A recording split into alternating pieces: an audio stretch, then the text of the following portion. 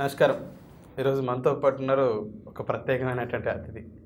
కొందరు దళిత నాయకుడు అంటారు, కొందరు అమరావతి నాయకుడు అంటారు, కొందరేమో ఇటీవల చిత్రీకరించిన ఒక సినిమాలో హీరోగా పరిగణింపబడినటువంటి వ్యక్తి అని చెప్పేసి అంటారు. ఇట్లా వివిధ పేర్లు ఉన్నాయి వారికి. అయితే వారి అమ్మా నాన్నపై పెట్టినటువంటి పేరు మాత్రం బాలకోటయ్య. సార్ ఉన్నారు మనతో పాటు. ప్రస్తుతం జరుగుతున్నట్టు ఆంధ్రప్రదేశ్లో పలు రాజకీయ అంశాల మీద, ముఖ్యంగా అమరావతి కోసం వారు చేసినటువంటి పోరాటం మీద ఒకసారి మాట్లాడారు. సార్ నమస్తే. నమస్తే. నేను ఇందాక ఇంటర్వ్యూలో చెప్పినట్టు బాలకోటయ్య గారు దళిత నాయకుడు కాస్త అమరావతి నాయకుడు, నాయకుడు కాస్త ఈరోజు ఇటీవల చిత్రీకరించినట్టు ఒక సినిమాలో హీరో పాత్ర అని చెప్పేసి అనేటువంటిది. అసలు మీరు దళిత నాయకుడిగా ఎలా ఎమర్జ్ అయ్యారంటే మొదటగా మీరు చేసినటువంటి ఉద్యమం ఏంది? నరసింహ గారు, సార్ ధన్యవాదాలు మీకు, మీ ఛానల్కి. అమ్మ పొరిటి నొప్పులు పడుతుంది. అమ్మ పొరిటి నొప్పులు పడుతుంది. ఎవరో వచ్చి పడమంటే పడదు. పొరిటి నొప్పులు అమ్మకి సహజంగా వస్తాయి. అలాగనే సమాజంలో కూడా కొన్ని అలజడులు వస్తాయి. ఏ ప్రభుత్వాలు ఉన్నా, ఎంతటి ఉద్దండ నాయకులు ఉన్నా, వాళ్ళ యొక్క పరిపాలనా విధానాలు లోపభూయిష్టమైనప్పుడు ఆ దాష్టీకంలో నుంచి సమాజంలో పెయిన్స్ వస్తాయి. అలా వచ్చింది అమరావతి. అమరావతి రాజధాని అవుతుందని అమరావతి వాళ్ళకి తెలియదు, ఆ రాష్ట్రానికి తెలియదు, కేంద్రానికి తెలియదు. విభజిత రాష్ట్రంలో అమరావతి ఒక రాజధాని అవసరం వచ్చింది ఆనాటి ప్రభుత్వానికి. అది ఎంచుకున్న మార్గం భూ సేకరణ, అంటే ఒక ల్యాండ్ పూలింగ్.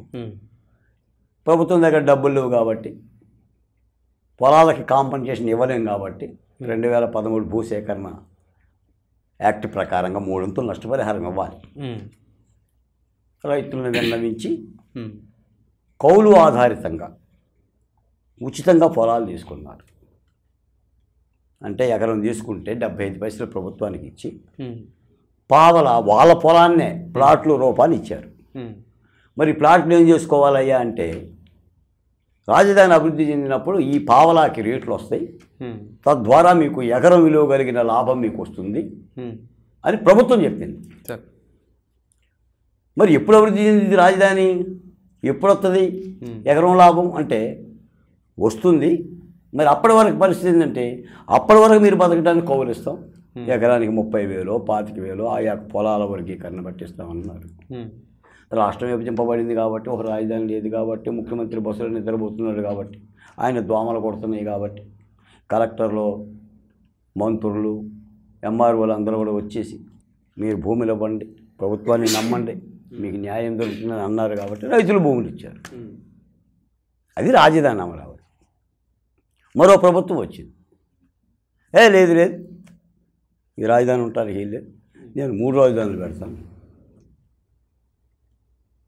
అని చేసుకున్న ఒప్పందాలను, అంటే సిఆర్డీఏ ఒడంబడికలను, శాసనాలను ధిక్కరించి కొత్త శాసనాల ప్రయత్నం చేస్తే అమరావతి ఉద్యమం ఆకుపచ్చని కండువాలతో ఎగిసింది.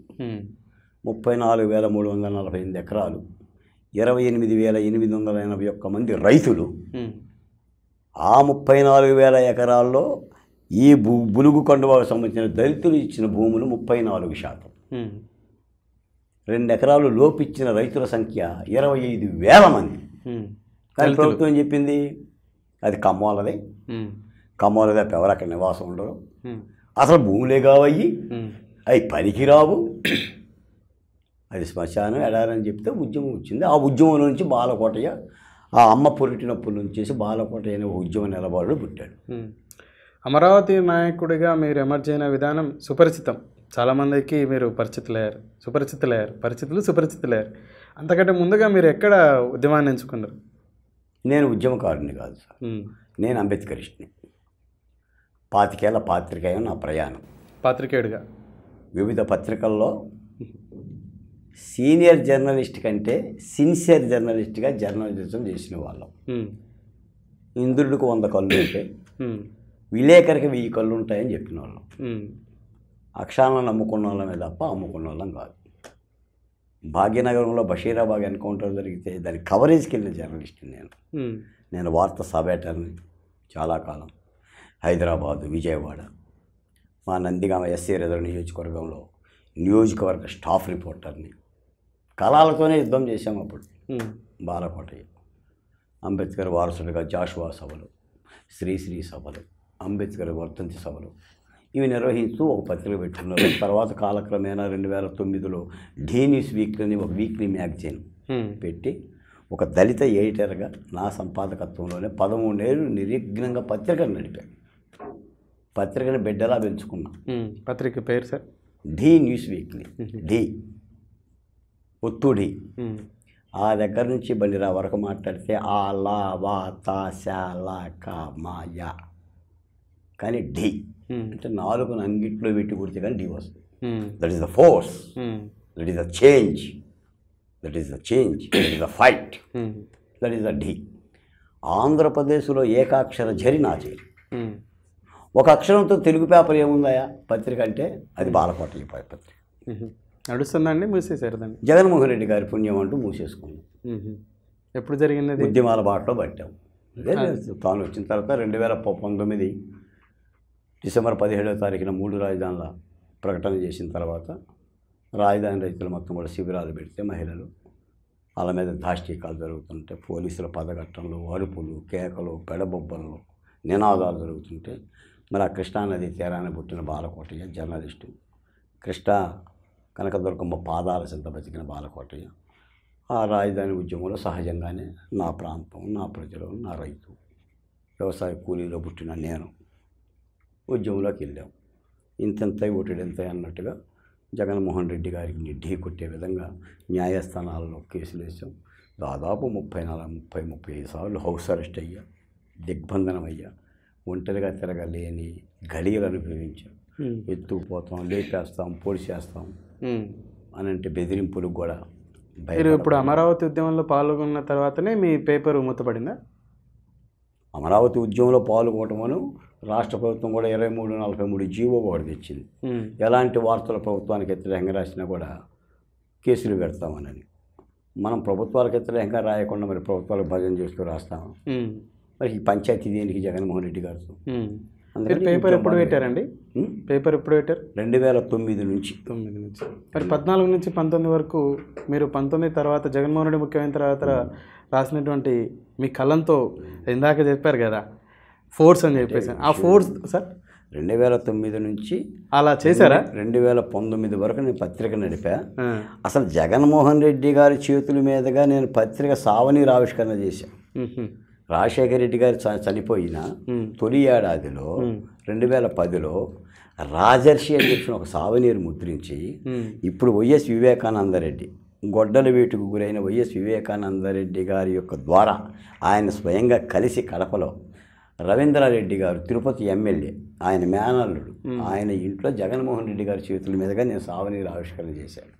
ఆయన పాదయాత్రలో ఎన్నో మ్యాగజైన్లు వేశాను. షర్మిలక్క పాదయాత్రలో magazine I am the journalist only. అది టీడీపీనా, తెలుగుదేశమా, మరో పార్టీనా కాదు. కిరణ్ కుమార్ రెడ్డి గారిని ఇంటర్వ్యూ చేశా, రాజశేఖర రెడ్డి గారిని ఇంటర్వ్యూ చేశా, చంద్రబాబు నాయుడు గారిని ఇంటర్వ్యూ చేశా, రోషయ్య గారిని ఇంటర్వ్యూ చేశా. అంటే జర్నలిస్ట్ బతికాము. ఆ జర్నలిస్ట్ కాస్త సహజంగా జర్నలిస్ట్ ఏం చేస్తాడు మీకు తెలుసు కదా, కాస్త అవినీతి కనిపిస్తే స్పందిస్తాడు. కళాలకొండ గుణం అది. రవిగాంచును చోటు కవిగాంచును అని అంటే కళాలకొండ గుణం అది. అలా మనం ఉద్యమంలో పెట్టాం. దానికి తోడుగా డాక్టర్ సుధాకర్ మరి చాలా దారుణం. ఒక మాస్క్ అడిగిన నేరానికి ఒక దళిత డాక్టర్ని పెడరెక్కలు విరిసిగట్టి నర్సీపట్నం పురవేదుల్లో అరెస్ట్ చేసి పిచ్చోడు ముద్రేసి కేసులు పెట్టి వేధిస్తే హృద్రేగానికి గురై చనిపోతే ఇలా చాలా అంశాలు వాటికి స్పందించారు. బాలకోటయ్య గారు ఇలా చాలా అంశాలు ఉంటాయి. మీరు చాలా అంశాలకు స్పందించారు 2009 నుంచి. కానీ ఈ అమరావతి ఉద్యమానికి స్పందించినప్పుడు మాత్రం మీకు సమస్యలు మొదలయ్యాయని చెప్పేసి అంటారు. అసలు మీరు అమరావతి ఉద్యమం కోసం ఎందుకు అంత పెద్ద ఎత్తున స్పందించాల్సిన ఆవశ్యకత ఏర్పడింది? కొందరు చాలా వరకు మీరు ఒకరికి లొంగడం కారణం చేత, ఇంకొకరి చేత వేరే లబ్ధి పొందడం కారణం చేత అనేటువంటి విమర్శలకు మీరు సమాధానం. చక్కని ప్రశ్న. అమరావతి ఎవరు నిర్మాణం చేశారు సార్? ప్రభుత్వమే కదా. ప్రభుత్వం. శాసనసభ తీర్మానమే కదా. సిఆర్డిఏ చట్టం కూడా ప్రభుత్వమేగా పెట్టింది. మీరు ఆ ప్రభుత్వ అధినేత చంద్రబాబు నాయుడు కళ నుంచి చూడమాకండి, ఒక ప్రభుత్వం నుంచి చూడండి. మళ్ళీ వచ్చిన ప్రభుత్వం దాన్ని కాలదంతే అది హక్కుల హననం కాదా? రైతులతో చేసుకున్న ఒడంబడికను భంగం చేయటం కాదా? ఆంధ్రప్రదేశ్ మధ్యస్థంగా ఉన్న నా రాజధానిని, నా ప్రాంత రాజధానిని శిథిలం చేయటం కాదా? మరి కుడి చెత్తానం తినేవాడు ఎట్ట అవుతాడు సార్? సహజంగా ఏంటంటే అధికార పార్టీ మీద ఎవరు పోరాడినా ప్రతిపక్ష పార్టీ మీద జత కడతారు. నేను తెలుగుదేశం పార్టీలో సభ్యత్వం లేదు, మీకు తెలుసో లేదు, ఈ రోజుకి లేదా? నాకు అసలు తెలుగుదేశం పార్టీలో సభ్యత్వం లేదండి. ఈరోజు కూడా వాళ్ళు ప్రకటించిన 99 ఎమ్మెల్యేల సీట్లలో నాకు సీటు కూడా ఇవ్వలేదు. ఈ రోజున రాజధాని అమరావతిలో అసెంబ్లీలో అమరావతి ఉద్యమ జెండా కనిపించాలి, ఆ ఉద్యమ గల వినిపించాలి, మాకు కూడా సీటు కేటాయించాలని కొట్లాడుతున్నాం. ఇంకా మాకు సీటు కూడా లేదు అది. అందుకని సహజంగా వచ్చేది ఏంటంటే ఒక ప్రభుత్వం మీద కలబడినప్పుడు ఆ ప్రధానమైన రాజకీయ పార్టీ మీద ఆ పార్టీ తరఫున మాట్లాడుతున్నట్టుగా మాట్లాడుతున్నారు.